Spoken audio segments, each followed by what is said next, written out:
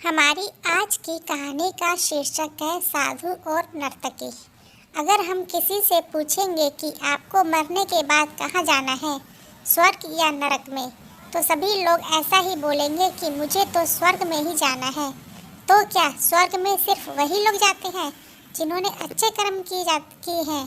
क्या नरक में वही लोग जाते हैं जिन्होंने बुरे कर्म किए होते हैं?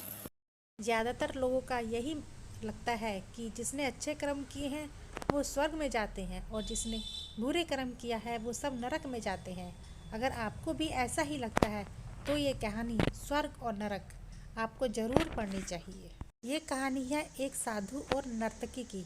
किसी छोटे से गांव में साधु रहते थे और उस साधु का काम गांव के लोगों को उपदेश देना था। उसी गांव में एक नर्तकी रहती थी। उसका काम लोगों के सामने नाचकर गांव के लोगों का मन बहलाना था।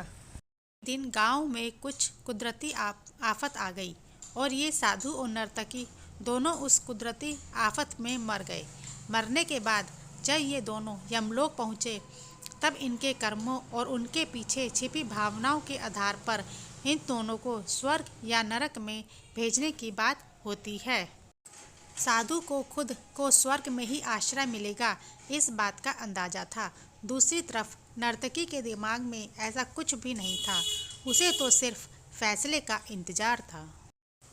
तभी घोषणा होती है कि नर्तकी को स्वर्ग दिया जाता है और साधु को नरक।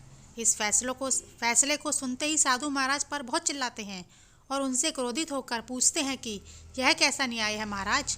मैंने अपनी सारी जिंदगी लोगों को उपदेश देने में बिता दी और मेरे नसीब में नरक। जबकि ये नर्तकी जीवन भर लोगों को रिझाने के लिए नाचती रही और इसे स्वर्ग दिया जा रहा है। ऐसा क्यों? मेरे साथ ये अन्याय क्यों? यमराज ने साधु को शांति से उत्तर देते हुए कहा कि ये नर्तकी अपना पेट भरने के लिए नाचती जरूर थी, किंतु उसके मन में यही भावना थी कि मैं अपनी कला को ईश्वर के चरणों में समर्पित कर रही हूँ।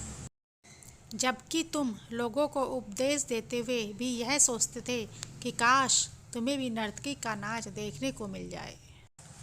यमराज ने साधु से यह भी कहा कि तुम ईश्वर के इस महत्वपूर्ण संदेश को भूल गए कि इंसान के कर्म से अधिक कर्म करने के पीछे की भावनाएं मायने रखती हैं और तुम्हारे इस कर्म के पीछे की भावनाओं के हिसाब से ही तुम्हें नरक मिला है। इस कहानी से हमें यही सीख मिलती है कि हम चाहे कोई भी काम करें पर हमारी उस काम करने की पीछे की नीयत साफ होनी चाहिए। अगर हमारी नीयत साफ नहीं होती है तो हमें दिखने में भले ही लगने वाले काम भी पुण्य की जगह पर पाप का ही भागी बना देते हैं। अगर आपको मेरी ये कहानी पसंद आई हो तो प्लीज़ मेरे इस कहानी को लाइक भी करिएगा और मेरे चैनल को सब्सक्राइब भी। Thank you.